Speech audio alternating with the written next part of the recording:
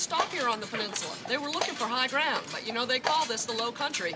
They weren't going to find any high ground. But they went up the Ashley River away. They found Albemarle Point. It was a little bit higher than Charleston, and they settled there. They were there for about 10 years. They had some trouble with the Indians. They had some trouble with the climate. They weren't used to the heat. And they had some trouble with mosquitoes, and they lost about half of their folks to malaria. So about 10 years into it, some friendly Indians, the Kiowa Indians, advised them that they should probably come down this way toward the peninsula where the breezes were fresher and they might make out a little better. So they did. They came down here in 1680. Come on. They were here on this location for about 23 years, till about 1703. They were still having trouble with the Indians. Now they're having trouble with the French and the Spanish, who had tried to settle here before unsuccessfully. So they built a wall around the city of Charleston in 1703. It was a medieval design wall, about 12 foot high, 4 foot wide. It was about 80 acres of land. It had moats and a drawbridge. That was easy back in those days, because Charleston was about 40% smaller than it is now. The southern and the northern moats were tidal creeks. The eastern moat was the Cupper River over here, and the western moat was what they called a dry moat, where they kept the drawbridge. Kept that down during the day so people could come in and out, and they put it up at night to keep the honest folks out.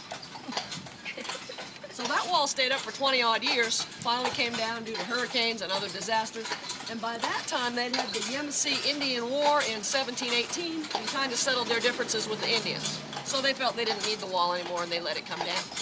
Today the only piece of that wall left is in the dungeon of the Exchange and Provost Dungeon building. We're going to see that up here a little bit. So, settled here in 1680, been here altogether 342 years now. Pretty good. But right now we're inside what would have been the walls of that walled city. We're in what they call the French Quarter. This area was founded by French Huguenots. Now, on top of this being settled by the English, it wasn't actually an English colony. It was what they called a proprietary colony. Now, there was a king over in England called King Charles, the merry monarch. Eat, drink, and be merry, King Charles. And he ran into a little trouble over there, and he got run out of England. When he regained his power and his throne, he wanted to thank some of his friends for their loyalty and their money and support. So he gave the 8 lords proprietors the Carolinas. I got something about that in my notes. You got the names of the 8 lords proprietors. You can look those up. Not the names, but I heard that he was given a... It's better than me telling you, because I probably get them wrong after all this time. They were given charter. So he gave them, yeah, and that time the Carolinas went from the panhandle of Florida up through North Carolina and west to the South Sea, which is the Pacific Ocean. It was a big piece of land. Wow. There was some question as to whether he actually owned it, and he in fact did not own it to give, but he gave it to him anyway. So these 8 guys were starting a business over here.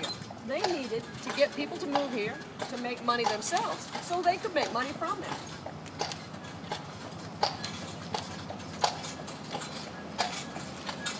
So based on what I've told y'all so far, between the Indians and the French and the Spanish and the malaria and the walled city, how many of y'all would have liked to have lived here? Not as nice as it is Nobody now. usually wants to. Maybe one smart aleck will raise his hand once in a while. So these 8 guys had to come up with a way to get people to settle here.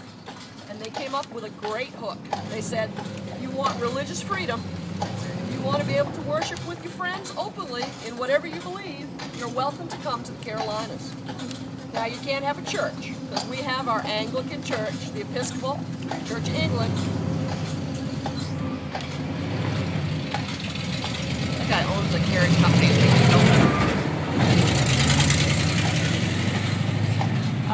Church of England is our church, but you're welcome to come, and you can worship in what they call a meeting house. So meeting houses sprung up all over Charleston. A lot of times more than one faith would worship in the same meeting house. They'd share it. We have a street called Meeting Street here in Charleston, called that because of the white meeting house that was on that street. We drove up that street. Yep. So of course as time went by, they were allowed to splinter off and build their own churches here in the city, which is why we have so many churches here today.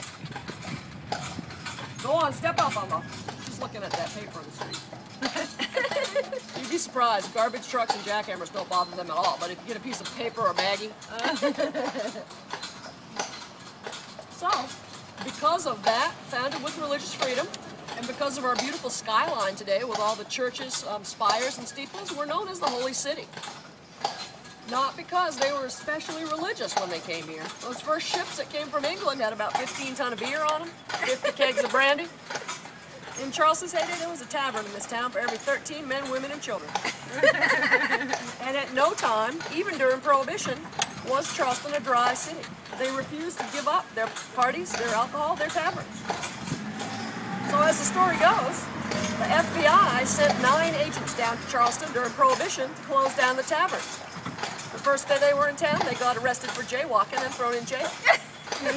After that, all you needed to have a tavern in Charleston was a keg of cheap ale, a hatchet, and $75.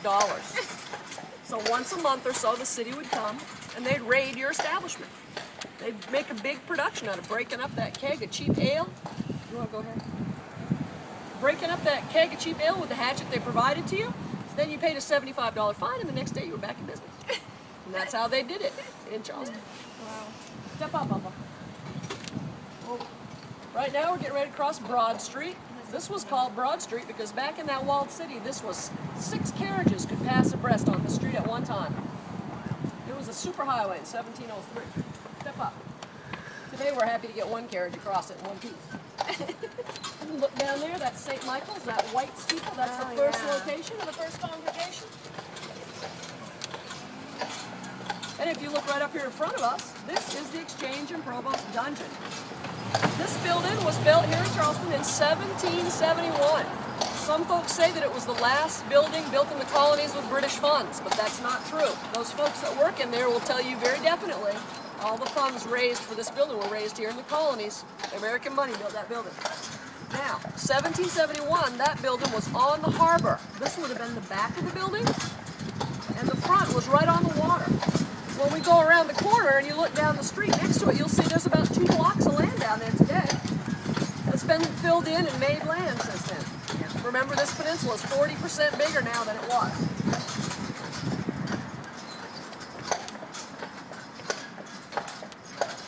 Yeah, that's Mother Nature. Yeah, I'm So have a hoping I'm look not around running out down of here. battery. In the colonial. You see how far down there's buildings and land down there? It used to be just this building was right on the waterfront. Wow. Wow. The Charleston Beer Exchange. And this building right here was the first tavern in Charleston. Right around the corner. Which one? The Well, it's a liquor store now, Okay. Oh. conveniently. So about 20 years after this building was built, 1791, George Washington came to Charleston. Back in those days, Charleston was the 4th largest city in the country after New York, Boston, and Philadelphia. So anybody who was anyone came to Charleston to visit. George Washington came down, sailed down here, anchored his ship out in the harbor. Dignitaries from the city went out with their boat and picked George up and rowed him back into the back of this building, which was right on the water. Now this building, the Exchange and Provost Dungeon, that tells you what's in the basement. On the first floor is meeting rooms, and on the second floor is a ballroom. When George got here, they had a ball in his honor, and he said he'd dance with any lady in Charleston that would dance with him. Some folks say he danced with 200 women. George Washington danced on the second floor of that building. This one. Yep. Now isn't that crazy? You can go in that building and go right up there. No, the yellow The one. big one. The Yeah. big one. Oh. Can I have one of those jackets or those blankets? I'm cold. Cool, huh, guys? Now these buildings, this is East Bay Street. It would have been the Yeah, I know waterfront. it's cold out here. On the right, you'd have shopkeepers' stores and their living quarters above. Over here on the left, you would have had the wharves and warehouses. Mom, As you travel down the street today, you'll see that some of the street signs down here even say wharf instead of street. So this is East Bay Street. This would have been the waterfront of the walled city. Starting right here on this corner is Rainbow Row. Rainbow Row is famous today because it's a pretty pastel-colored building. Actually, its claim to fame is it's the longest continuous row of connected pre-revolutionary homes anywhere around. That's prior to 1776. Most of these built in the early 1700s, 1740s. They were shopkeeper stores below and living quarters above. You notice these buildings have features like what they were supposed to be. Warehouse doors, they have the ironwork. Some of them have rope moldings around the doorways. That means that these shopkeepers made their living on the sea, shipping. That pink one we just went by was the first one supposedly renovated in the 1930s. In the 1930s, Charleston had just been through the Depression with the rest of the country, and they were not very wealthy. These buildings were abandoned, they were boarded up, there were transients living in them. So someone bought that pink one, and they made it into their private home. They painted it pink. I guess they like pink. People started looking at the buildings in a different way, though. They started buying them up and painting them up. So we end up with this beautiful row of pastel-colored houses. And 1950s, National Geographic sent a photographer down here. He took a picture of it in black and white. How are you supposed to be able to tell, right? So he captioned the picture as in all the colors of the rainbow. And Rainbow Row was born. Charleston is big on historic preservation. We can go along today and see these things just as they were when they were built, because it's the first city in the country to have a historic preservation society. 1920 they founded it. 1931 they founded here in Charleston what they call the Board of Architectural Review, the BAR. They oversee any changes or additions or exceptions you make to the exterior of a building in the historic district. Today, that historic district is almost the whole peninsula. It started down here on this end. It's been moving up year by year, and it's almost the whole peninsula now. So that was 1931, the Board Architectural Review. There are a couple of rules in place here in Charleston to keep the history the way it is. One is called the 75-year rule. That means anything in Charleston 75 years or older may not be altered by the hand of man. Be it a building, a tree, a carriage block, a hitching post, state senator, anything 75 years or older, and more stuff is added to that list each year, so it keeps it current. The other rule says that no building may be built taller than the tallest church steeple in Charleston, which is St. Matthew's Church, 265 foot tall. So the skyline's going to always stay the beautiful skyline that it is today. So that helps keep things real. And as you're moving along here, this looks much as it would have looked back when the stuff was built. The original shutters and the details on the outside of the building. Look at the streets, guys. The cobblestone streets. Around Charleston back in the 1700s, people used to build what they called tenements. Today that's a bad connotation, like the poor part of town. Back then it simply meant that the building was more than one family. This brick building on the left up here was a tenement. It was built 3 homes, 3 townhomes. Today, they're condominiums, multi-million-dollar condominiums, so that tenement has come a long way. Yes, it has. And it's pretty. It is. As you move around Charleston, you'll see these markers, like this blue one coming up on the sidewalk. They'll tell you about things that used to be at a location that aren't there anymore. A lot of times lost in fire.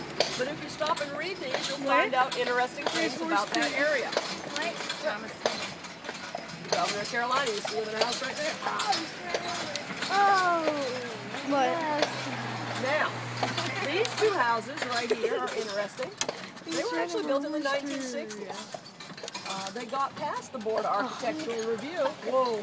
They were lucky. Because they are brick and they are colonial, but these are Jamestown colonial, like Virginia, short, squat, square houses. Here in Charleston, the houses are narrow, face toward the street, long to the back. When they excavated to build these houses in the 60s, they found some interesting stuff, and they used it to decorate their fences and their walkways. If you see all the way in the back there, these black round things, they are exactly what they look like. They are cannonballs. Oh. Where? On the Up on top of top. the Oh. post. Now, somebody asked me in the carriage this summer if the Civil War ever came to Charleston. You guys know anything about that? No. You ever heard of a place called Fort Sumter? Yes. No. We were We going were to go. just there today, you silly. We Fort weren't Sumter. there. We weren't Usually you say Fort Sumter and you pause and you say where the war began. Right. Just the war here in Charleston. There's only one. You don't have to talk about which one. We know which one it was.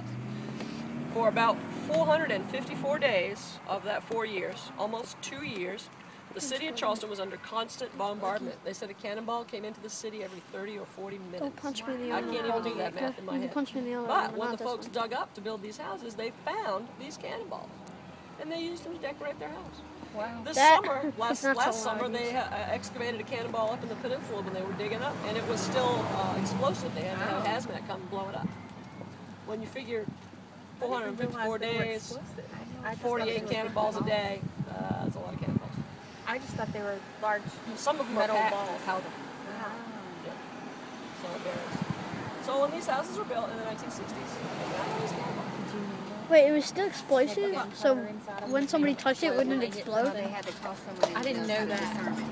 You know, when they first started building houses here in Charleston, they built them of wood, black cypress wood. It was an oily wood. It resisted termites. It resisted rot. It was an oily wood. But I mentioned those 5 great fires.